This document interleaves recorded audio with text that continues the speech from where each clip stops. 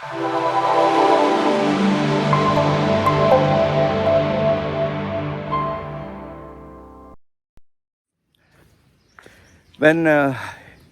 when you come from Dubai towards Sharjah, okay, Dubai Sharjah highway, there is this flyover.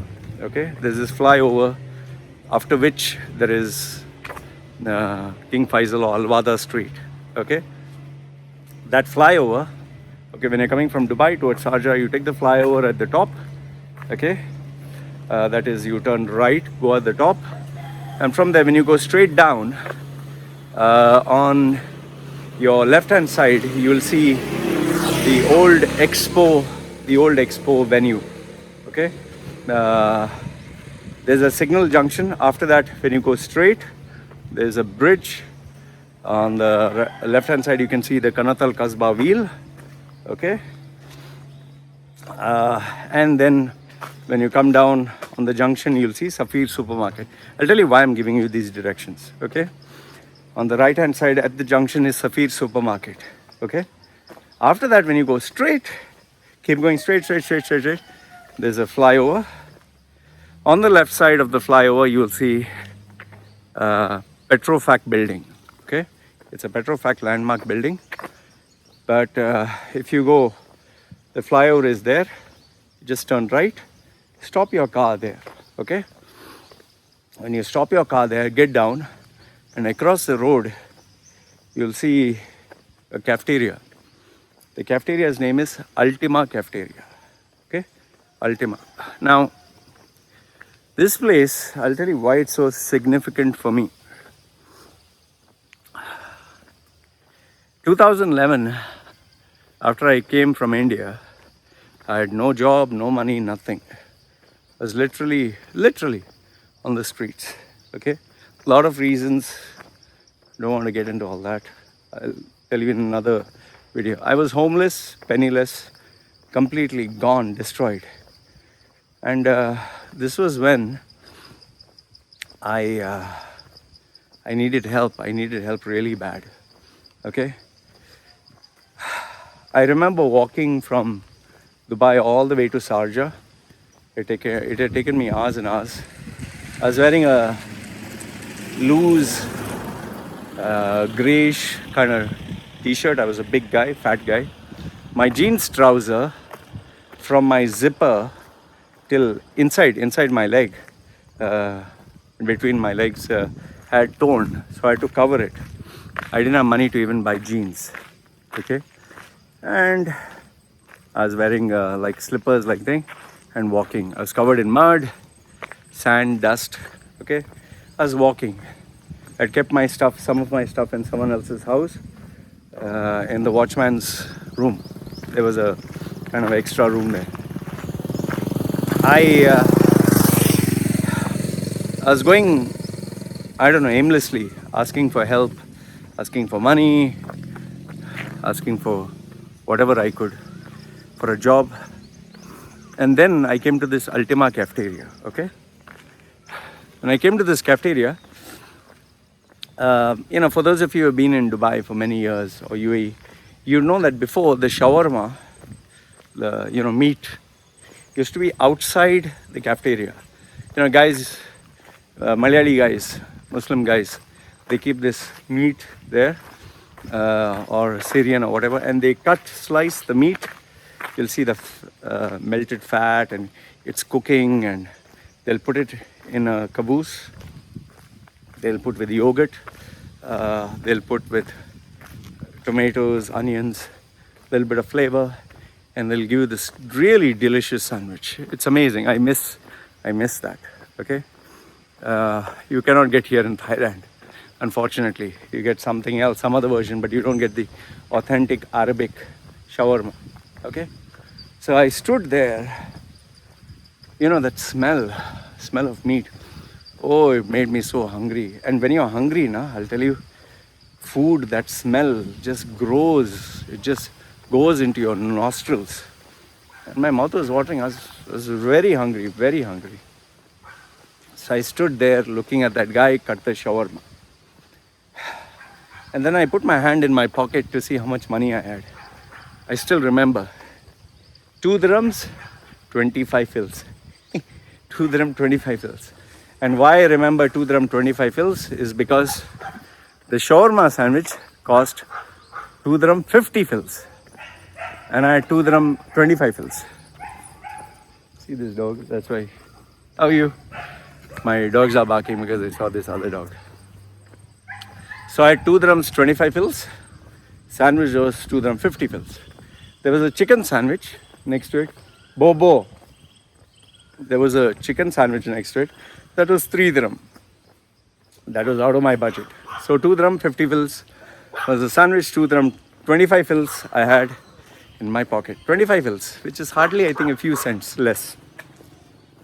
So I asked that guy, even though I knew the price, I asked the guy how much. He told me 2 dirham, 50 fils. Okay.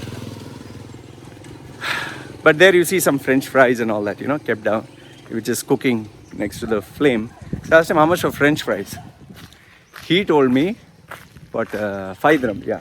5 dirham a plate. They give a plate of crispy French fries, salted. Nice it is. Really nice. You should try it sometimes. Only 5 dirhams, man. So, but I couldn't afford. So I stood there, mouth watering. Then I asked him, remember asking him, can you give me French fry for 1 dirham? Because I had 2 dirham and I wanted to buy one juice also. Hungry, So when you're hungry, you make calculations very fast. So I said, 1 dirham, can you give me French fry? Because I wanted to 1 dirham either buy a juice or maybe get free water. 1 glass of water you get for free. So the minute I asked him that, he said, Malayali guy, Muslim guy, he said, Pagal hai kya? Means gone mad?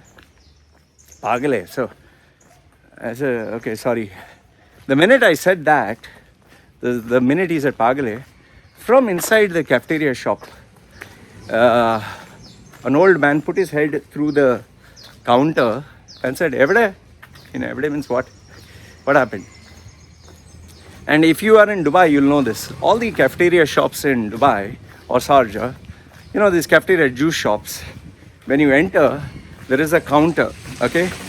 To give you an idea how the counter is, it's like a normal counter, but on the counter at the top is a kind of a glass, see-through glass, okay, with layers, and in each layer there are fruits kept as decorations, okay, lots of fruits, and it's covered with fruits right from bottom to top on a see-through glass kind of layer, and there's a cutout. And from the cutout is where the juice and everything comes in, and it's large enough where you can pop your head and look through, okay? So this guy, old man, put his head through the cutout and said, Everyday, what happened? So that guy in Malayalam, he said, this fellow wants, he told in Malayalam, I'm just giving the translation. He said, this guy wants, he must have told him, I want 1 dirham French fry. So he saw me, he looked at me. The minute he saw me, I felt, I didn't want to get shouted or insulted, and sorry, I told him, sorry, and then I started to walk off. So the minute I was about, hey, he called me again. I looked. He said, Beto. He told me, he spoke something in Malayalam, I didn't know what he spoke. He said, Beto. Beto means sit down. So, he told sit down. I was like, okay, I went and sat down there. The plastic chair, the plastic table, white one. And I thought the owner, this old man, told him, okay, he'll give French fry for 1 dirham. I said, okay, hungry, what? So I sat down. As soon as I sat down, I waited. And in came my food. The food was one full plate of rice, curry, chicken curry, the normal Malayali food. They call it salna. Then there was a plate of French fry. There were 2 sandwiches, not one. And there was a nice big juice. They have this big long juice. The minute he put all this on my table, I stood up. I said, hey, I don't have the money. I don't have the money for all this. I said, please. So he said, Beto. He told me to sit down. Yeah. He said, Khao, koi baat nahi. So I couldn't understand because he didn't speak very fluent Hindi. See this buffalo. You can see the buffalo there? See, there's the buffalo. See the buffalo? Okay. Buffalo. I would be shit scared if I didn't see him. Okay, so the guy was cutting the shawarma. He told me in Hindi, because maybe that guy didn't know how to speak very fluent Hindi. He said, "वो बोला तुम उसका बेटा जैसा है." Means he told that you're like his son. And he told, "Ye mudir hai." He is the owner. He is the manager. Saying, he told me that you're like his son. Eat, just eat, no problem. Don't have to pay anything. The minute he said that, feeling like crying even now, The minute he said that, tears just came out of my eyes. I'll tell you, tears just came out of my eyes. I started to sob. I started to cry.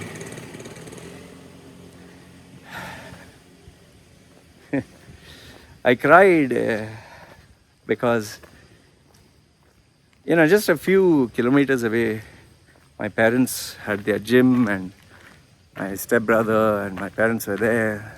I had relatives in UAE, but nobody wanted to help me because I was a rebel. I don't blame them. I was a rebel. I was an asshole. And here, someone who didn't know me, he didn't know me at all.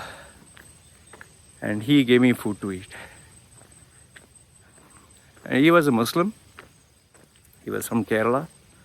He was an old man. He didn't even speak English. And I remember as I ate that food, I was crying, and I was actually crying, sobbing my heart out and eating and crying. I still remember that, You never forget those days, So as I ate, I cried. It was very painful, So after I ate, I was still sobbing. He gave me a box of tissue to wipe my tears. He didn't say anything. He didn't talk to me, nothing. Just let me eat food. Then I asked him for a piece of paper and pencil. And on that piece of paper and pencil, shivering, with my dirty hands, I wrote down my goals. The goals that I needed to change my life because I'm just tired. I wrote down that I wanted to be a professional trainer. I wrote down that I would complete Tony Robbins training. I would complete NLP. I would complete life coaching, proactive coaching, all the coaching. I even wrote down that I needed money. The approximate was like 100, 200,000 dirhams. Wrote all this down. And I decided I would change my life. I was in so much pain. I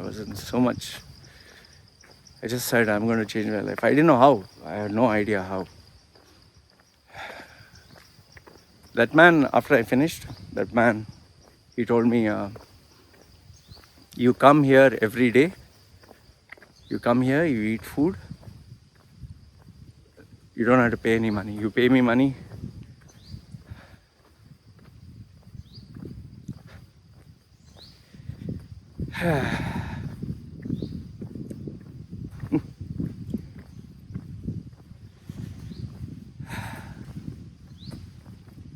He told me you pay me money when